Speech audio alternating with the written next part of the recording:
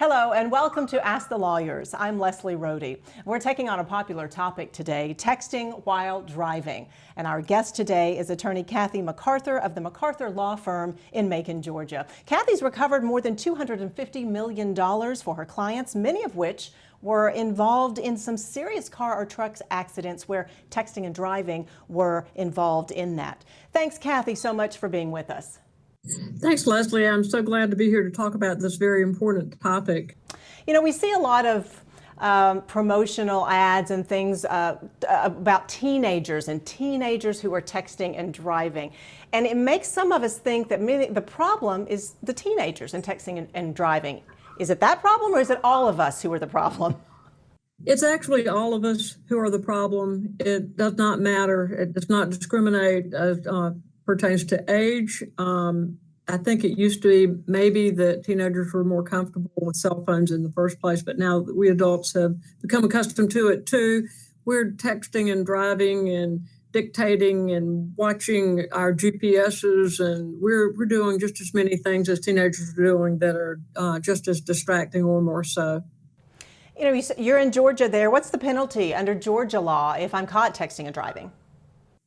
We actually had a new law come into effect this past June, a year ago, that had to do with using any handheld device. And that means, you know, I used to think that I could dictate on my dictaphone driving down the road and that was okay. Well, that's not okay. Or I thought that I could plug into Waze and get directions somewhere and that would be okay. And in reviewing the actual statute now, nothing is okay that you have to use your hand for in any regard, to touch it, to punch in anything, or to anything that can be reversed and that will then detail what you, like a recording device, whether it's video or just audio, looking at email, looking at Instagram, anything that involves texting. It's not just texting and driving, it's all of the above that is totally illegal in the state of Georgia at this point, as far as if you're holding in your hand. It's not illegal to talk on the phone while you drive, and it's not illegal to do something with these types of devices so long as you don't touch them with your hands or support them with your body some other way, such as I would drive with my phone on my lap. That's not going to work. Hopefully I wouldn't get caught for that. But at any rate, you can be caught with just having your phone in your hand and you're not even doing anything with it. And that's a violation of Georgia law now. So the penalties are interesting in that for a first-time violator, the penalty is $50. But if you appear at court and you show that you have purchased a hands-free device, then you'll be let off the hook. The penalties get more severe on a second time and a third time violation if it's within 24 months. I guess at 24 months, maybe you go back to being a first offender. I don't know, but it's $100 if it's the second violation, $150 if it's the third violation. I don't know what if you get 4 and 24 months, whether you might need to go to jail just for contempt at that point. I don't know, but that's not in the statute.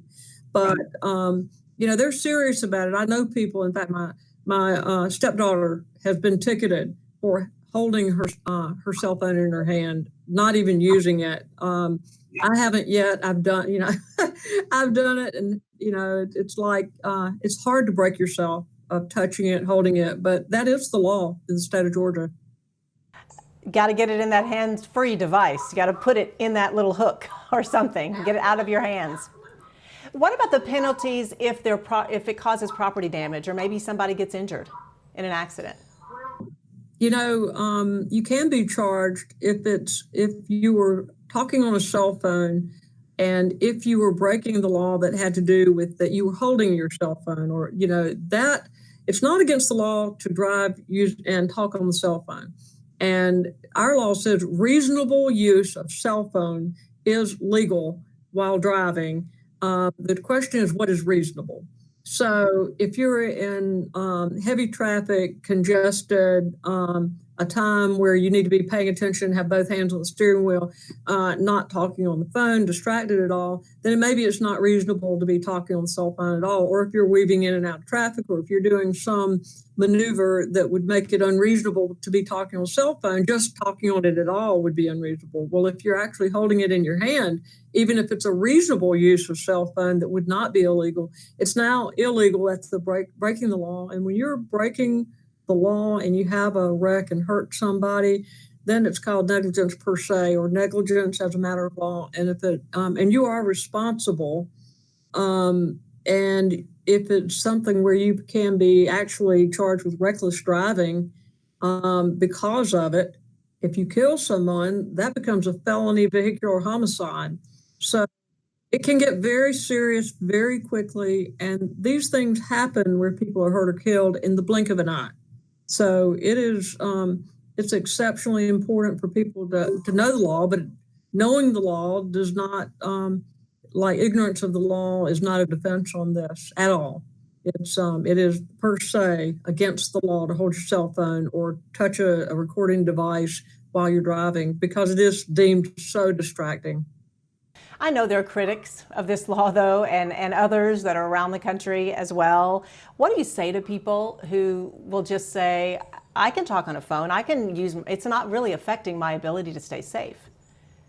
Well, I think those people have not read the studies. And there have been several studies that have been supported by or done by the government or different states or different universities that have demonstrated, and all of them pretty much have demonstrated the same thing, that talking on a cell phone while you're driving is as distracting as being under the influence of alcohol at times, and that it's not something that you can learn to do better, or that some people, because they do it all the time, they're less distracted than other people, or they're safe to do it where other people are not safe to do it. The studies have shown that you can't get good at it and you are still distracted, and that it is as impairing as driving under the influence of alcohol.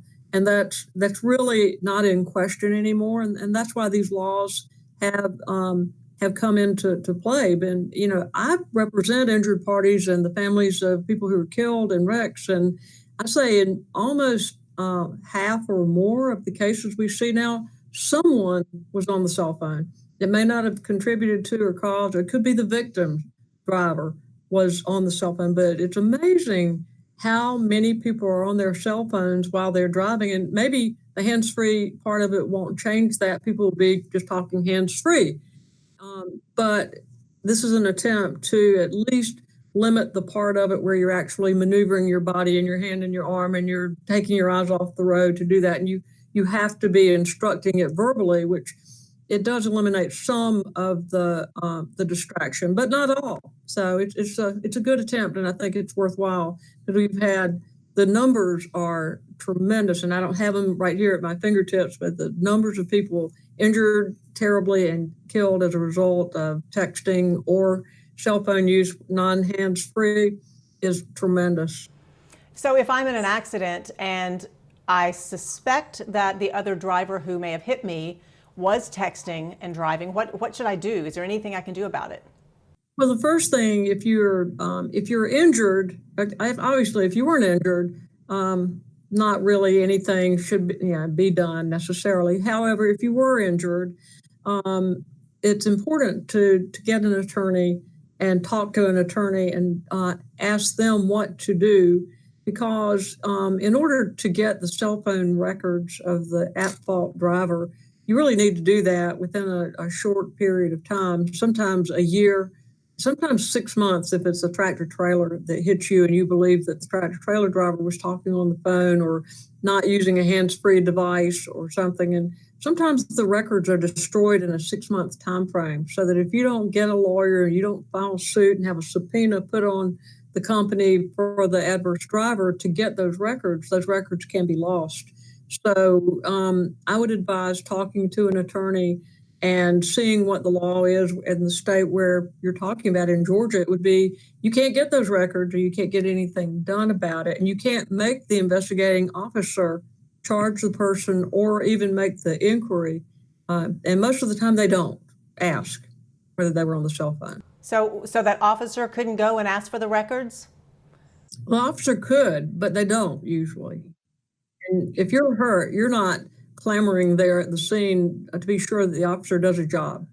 And the officer is interested in knowing what caused the wreck, but generally speaking, it's going to be something more than just that the person had their cell phone in their hand or that they were talking. It's going to be that they crossed center or that they lost control or that they ran a stop sign or that they just didn't see something they should have seen, which is the type of problem that's caused by distracted driving. You don't see things that you should see. It's called an inattention blindness that occurs from using cell phones while driving.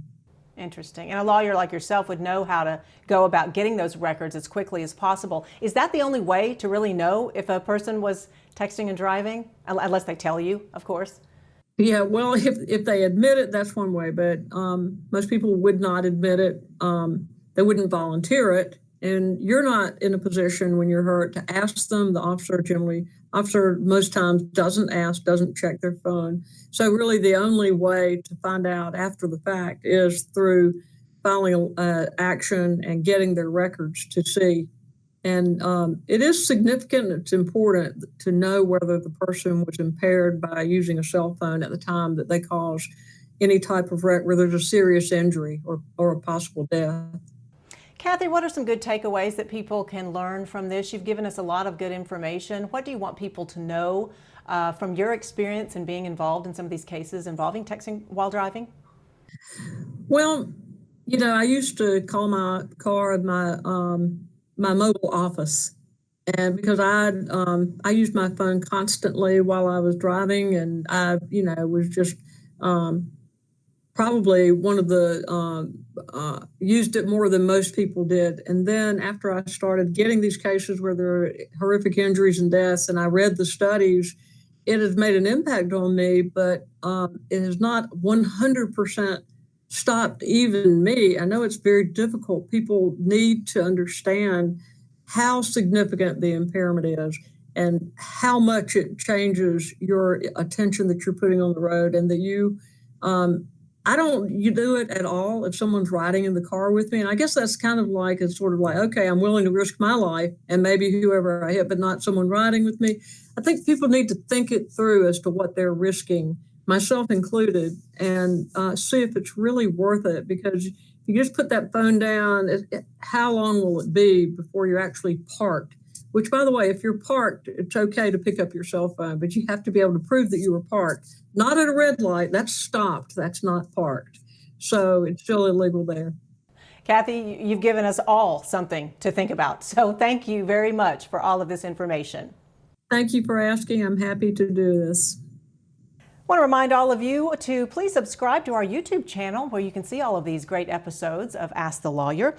I'm Leslie Rohde for AskTheLawyers.com, where you can find a lawyer that lawyers choose.